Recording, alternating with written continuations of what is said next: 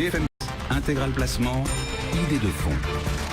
Et oui, on vous apporte des idées de fonds de gestion dans lesquels investir. Valerio Baselli depuis Morningstar. Bonjour Valerio, on peut dire que l'or cartonne en bourse depuis quelques mois, l'once d'or qui n'arrête pas de progresser. On peut du coup aussi évoquer l'investissement dans l'or à travers les ETF. Là aussi, il y a un retour des investisseurs.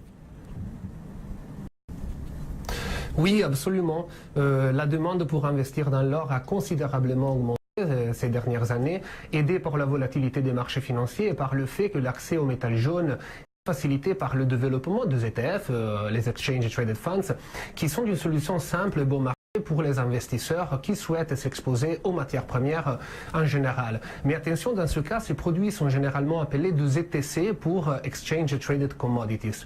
Selon les données de Morningstar, les trackers exposés aux matières premières ont collecté en Europe presque 5 milliards d'euros au cours du premier trimestre 2017 et la grande partie de flux s'est dirigée vers les produits dédiés à l'or.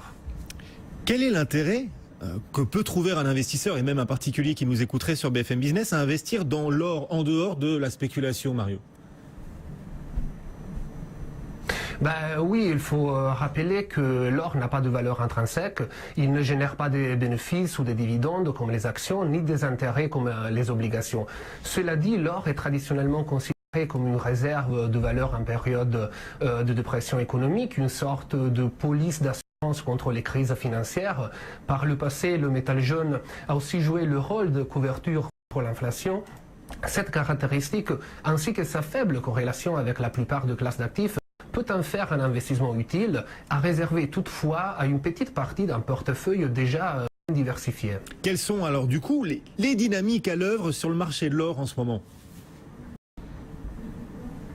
Écoutez, le prix de l'or physique a bondi de 9,5% depuis le début de l'année en dollars. On est autour de 6% en euros.